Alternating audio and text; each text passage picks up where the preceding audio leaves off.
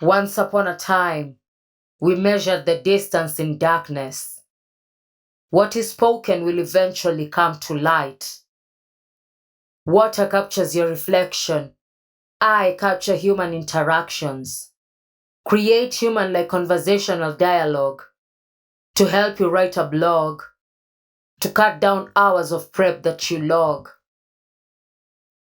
I'm an engineer in marble. Who better to break down the Constitution? Who better to show and explain the revolution? Who better to uncover the truth? Montana, Uncle Rico, Jerry, Rod. We are a reflection of our country's scars. The Doneson Podcast. Show them who we are. You know I love you so. We're back, we're here. Let the music take control. The season's here. In case you didn't know, we're glad you're here. I hope you like the show. For many years, let's start the show. So I had a friend that went cuckoo for Cocoa Puffs. Oh, Lord, for real. So, I don't know, in Nashville, you ever been to the Children's Hospital? To do volunteer work. Yeah, Years they have ago. like statues of children. I don't remember. Okay, so one of my friends, which his Was a name statue? yeah, he well, it's different. You sure? He was a gun owner, Second Amendment, and he was involved in a hostage crisis. But the problem was, it wasn't a human, it was a statue. Of course. That would be a friend of yours. Yeah.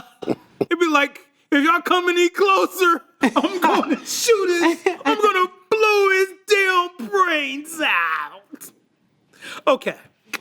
All right. So we here at the Academy, Montana is starring in a new movie. Yes, and indeed. I hope you like it. They better. Here we go. One of the best actresses of our times.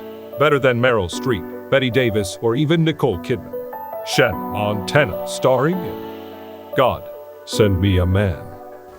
Send me a man, God. One that is at least over 6 feet tall. One that got all his teeth in his mouth. One that has clear skin and a lot of money. God, I'm tired of spending my own money. What is the man that I know you have meant for me? Send me a man, God, that has a job, that is not in the streets. One that works for corporate America, preferably with a 401k, if I might add. Send me a man, God, that looks as good as me. Ooh, I'm sorry, God. He gotta look as good as me, but he gotta look good a little bit, you know. Send me a man, God, that ain't nothing like I ever seen before. Send me a man, God, that's gonna have to come through you, God, before he get to me, because me and you been sending me. We probably need to talk about that. Send me a man, God, that you know, that look like something that's about something, that ain't a liar, he ain't a cheater. He ain't, you know, somebody his mammy ain't taught him nothing, God. Send me a man, God, that knows something, that got a little bit of sense up here and got something somewhere else, God. Send me a man, God, it's been so long, God. God, when is this man gonna come? But God, I'm gonna tell you one more time, send me a man, God. It's time for What's Cooking in Your City? Bonjour, bonjour. Instant pot red beans and rice. Make sure you open the windows on this one, y'all. A delicious dish that will have everyone farting and quaffing for hours. Let's begin with the main ingredients. 1 tablespoon of olive oil, 1 meaty smoked hammock. Let Big Mama pick this out. The mama that has the fat next to the armpits, aka bat wings. 1/2 a tablespoon of chopped garlic, 4 medium garlic cloves, 2 cups of chopped yellow onion from 1 large onion, 1/2 a cup of chopped green bell pepper from 1 large bell pepper. Buy those in the rich folks neighborhood. Less greasy hands touching the produce. 1 cup of chopped celery from 2 large stalks, 1/4 cup of chopped jalapenos chiles from 2 medium-sized chiles. Be careful not to add too many. This what burns your inside out. 2 teaspoons of Cajun seasoning, half a teaspoon of smoked paprika, 1 pound of dried red kidney beans, sorted and rinsed, 1 teaspoon of kosher salt, divided, 4 cups of water, but not if you live in Flint, Michigan or Jackson. Mississippi, use bottled water, please. 2 cups of uncooked long-grain white rice, 2 large scallions, thinly sliced. Follow directions now. 40 minutes before ready to serve, combine water, rice, and remaining half a teaspoon of salt in a large saucepan over high. Bring mixture to a boil. And voila, dinner is served. See you next week where we'll be talking about another amazing dish. Voila! All right. So now, keeping anything together, we need checks and balances, right? The framers of the Constitution knew that it was important to protect the smaller states of the newly formed Union from being overshadowed by their more populous counterparts. They hoped that dividing legislative power between 2 houses, they'll be able to ensure equal representation for residents of all states. I find the following to be true. Small groups allow people to generate more ideas. Small groups are better able to work quickly through the options to mine the best solutions. Small groups are able to process information faster than individuals by working together. Groups can rapidly reject incorrect responses until they find the right answers. So, that being said, rapid fire, let's get it! All right. The House of Representatives, how many members? 435. The Senate has more, how many members? 100. What is the salary of the Speaker of the House? $223,500 per year. The Benghazi investigation led to the resignation of the Secretary of State. Who was she? Hillary Clinton in 2013. What is the average salary for a U.S. Senator? $174,000 per year, but I'm from Dayton, Ohio, and I know dope dealers that make more money than that. Just saying. Jerry out of control. All right. Now, this episode, we're talking about the legislative branch. The legislative branch is one of the 3 branches of the United States government. It is responsible for making laws. The legislative branch is made up of the House of Representatives and the Senate, which together form the United States Congress. The House of Representatives has 435 members, each of whom represents a congressional district. The number of representatives each state has is based on its population. The Senate has 100 members, 2 from each state. Senators are elected to 6 terms. The legislative branch has a number of powers, including make laws. The legislative branch is the only branch of government that can make laws. Declare war. The legislative branch can declare war. But the president has the power to send troops into battle without a declaration of war. Yeah, March 8th, 1965, I blame LBJ. The Vietnam War, 58,220 perished. Yeah. Confirm presidential appointments. The legislative branch must confirm presidential appointments to the Supreme Court, the federal courts, and other important positions. In 2016, President Barack Obama nominated Merrick Garland to the Supreme Court. However, the Republican-controlled Senate refused to hold a hearing on Garland's nomination, effectively blocking him from being confirmed. Now, does that name sound familiar now? He was the one that indicted Trump recently. In 2018, President Trump nominated Brett Kavanaugh to the Supreme Court. Kavanaugh's confirmation process was even more contentious. He was only confirmed by the Senate after a 50-48 vote. The legislative branch was investigated the executive branch on many occasions throughout American history. Some of the most notable investigations include The Watergate investigation, which led the resignation of President Richard Nixon in 1974. The Whitewater investigation, which led to the impeachment of President Bill Clinton in 1998. The Benghazi investigation, which led to the resignation of Secretary of State Hillary Clinton, 2013. The Russian investigation, which led to the impeachment of President Donald Trump in 2019. Do any of these investigations you disagree with? We have Russian, Benghazi, Whitewater, which is impeachment of Bill Clinton, Watergate, which is the impeachment of Richard Nixon. I think all of them was well deserved. Every last one of them, but I don't think every last one of them was handled effectively to get to the bottom, to the truth of all of it. Okay. All right. Now, the qualifications of being a member of the House of Representatives are you have to be at least 25 years of age. So, Montana, you're good. Citizenship, a citizenship in the United States for at least 7 years. Residence in the state in which he or she is chosen. In addition to these qualifications, there is a number of other factors that can affect a person's chances of being elected to the House of Representatives. These factors include party affiliation. In most cases, a candidate must be a member of one of the two major political parties, the Democratic Party or the Republican Party, in order to be competitive in an election. Fundraising. A candidate must be able to raise a significant amount of money in order to run a successful campaign. I know I could depend on my family and friends for their donation if I ran. That ain't right, cuzzo. Uncle Rico, Montana. Scandals from the House. The House of Representatives has a long history of corruption. Some of the most noticeable scandals include the Whiskey Ring, 1875. A group of whiskey distillers and government officials conspired to defraud the government of millions of dollars in taxes. The Teapot Dome scandal from 1921 to 1923. Secretary of the Interior Albert Fall leased oil reserves to private companies at below market rates to exchange for bribes. These are just a couple of the many scandals that have plagued the House of Representatives over the years. Well, I would like to report myself. I've been a bad boy. I've been telling women I'm a congressman so I can tax that ass.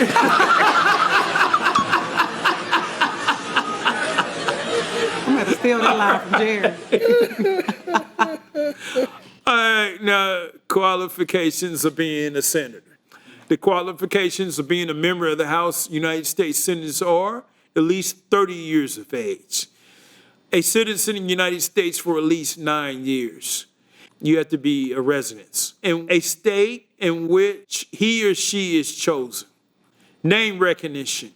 A candidate who is well known or more likely to be elected. I'm about to say infected. Okay. Incumbency. An incumbent or a person who is already serving in the House of Representatives has a significant advantage in an election. This is because incumbents are known to voters that they are access to resources that challenges do not have. Scandals from the Senate, right? The Senate has a long history of corruption, dating back to its early years. In the 1870s, for example, Senator James W. Patterson of New Hampshire was expelled from the office for accepting bribes from railroad companies.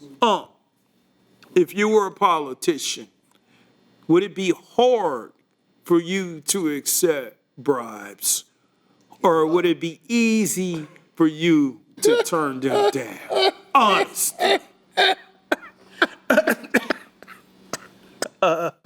Man, see, you get to waving that dollar, and it's a lot of them. Yeah. What you think? That's why I already know, man. So the answer is yes. The system just is built on corruption. So you got corrupt people running a corrupt government, taking bribes, fattening their pockets, Yeah. and you think they ain't gonna stop? Man, please, you wasting your time and all these political games they playing on both sides. They can miss me with all that, man, because I already know it's a game. We just the pawns on the chessboard. That's it. So that means that if you were a politician, you would play along with it, huh? Might as well. Might as well. What they say, she not a fuck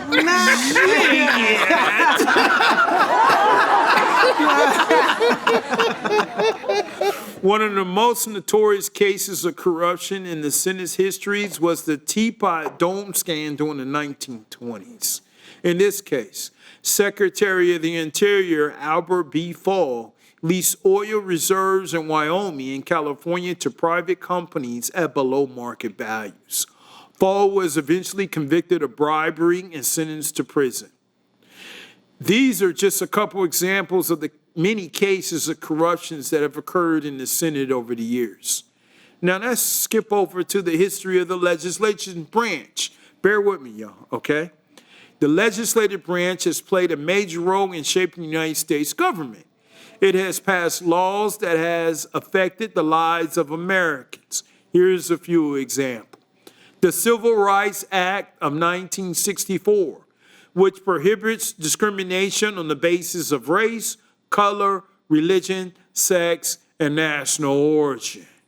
The Voting Rights Act of 1965, which prohibits the racial discrimination in voting. The Affordable Care Act of 2010, which expanded health care insurance coverage to millions of Americans. The American Recovery and Reinvestment Act of 2029, which provided economic stimulus during the Great Recession. Montana, are any one of these that I just listed most benefited you? And I can go over it. Civil Rights Act, 1964, discrimination, the Voting Rights Act, racial discrimination, Affordable Care Act, insurance coverage for millions of Americans, and the American Recovery and Investment Act of 2009, which provided economic stimulus during the Great Recession. Let me say this. I think that I would say that the Civil Rights Act was the most beneficial, but sometimes I wonder how beneficial it is that. I think that's Train. Is that the Civil Rights Act coming through? yeah, I think That's the Underground Railroad. yeah. That's the Underground Railroad. Harriet! Is that you, Harriet? Okay, so seriously, I'll say the Civil Rights Act. And the reason I say this is because I truly believe that even though I feel a world could really exist where, say, people of different races did just exist in their own little utopias, I don't think that the world would have as much advancement and we would be as far as we are, because we know, I'll say this, there's a lot of people of color who have invented things and done things for the world that they have not gotten credit for. But also, if you think back to that time and even present day, I don't know if people of color would have had the access, meaning the tools, the money, the resources to do the things in the world that they've done to push us forward in the capacity that they have. So I think that to have the Civil Rights Act was a beautiful thing because it did allow us to come together for the greater good in some instances. That's an area where we still absolutely have a lot of work to do. And I think to Unk's point earlier, some things are just innately in people that has been taught to them, and I don't know if they'll ever get past that. But I think when you get to the core of it, the people that really want to see all people of color be able to move forward and have equal rights and really just show up in the world in the way we are supposed to, I would have to say I would land with that act, still knowing that I feel like the Civil Rights Act, yes, it was great. You know, in the 60s we had that, but it's still being, created and pushed forward today. That's an act that might have been, sealed in Congress back then, but there's still work that's being done in that area. Good stuff, man. I feel like I was in a pageant answering a question. And it goes And right the winner is it goes right back to the Miss point Jackson.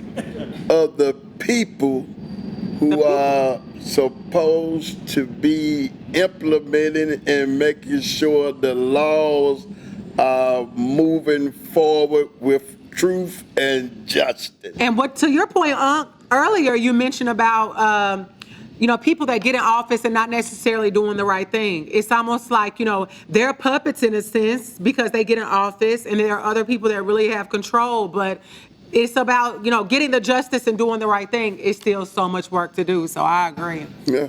Okay. Good stuff, y'all. Now, issues with the legislative branch. There are a number of problems with the legislative branch. Some of these problems include gridlock. The legislative branch is often unable to pass laws because of gridlock. Gridlock occurs when two parties in Congress are unable to come to a bill. All right? Special interests. The legislative branch is often influenced by special interests. Special interests are groups that have vested interest in the outcome of the legislation. They can donate money to campaigns. This can make it difficult for Congress to pass laws that are in the best interest of the people. Now, if you had a choice between the House or the Senate, which one would you choose to be a part of? Montana. I think I would say, I feel like, is the Senate like closer to the state? Like, you have your state senator, and the House is more so. Yeah, I think I would want the Senate. Okay. I think because I may possibly be able to have a better impact and push things forward for, say, Tennessee, if I was a Tennessee senator. Right on. Versus the House, I think it's a larger fight. Yes. So yeah, I would stick with the Senate. Yeah, you're so correct on that. Yeah. Uncle Rico. Most definitely the Senate. Yeah. You there? Yeah, in the Senate. And like you said, you could push forth more effort with the laws and things. They could block a lot of stuff too, man. Yeah. So, the definite Senate, but we need people with integrity, man. We just don't get it. And it's hard to get when you got lobbyists throwing all this money. And everybody got their own agenda. Yeah. And that money money that talk. you love to take. Yeah. Bullshit walk. That's what walk through Senate. Bullshit. So, that's why some of the laws have to change. You got to find a way in which to get the lobbyists out of it. Yeah. The money people. Huh? The money people. Money people. You got to get them out. Then people may come back to being more honest and voting with justice. Mm-hmm. But when you got that evil dollar right there, hard battle to fight. I'm trying to tell you right now. Hard battle to fight. Well, thank you for choosing to listen to the Doneson Podcast. Enjoy a little more sunshine. Oh, baby. Anticipation is that time of the year. The Doneson Podcast is here. This groove moves your soul. Let's start the show.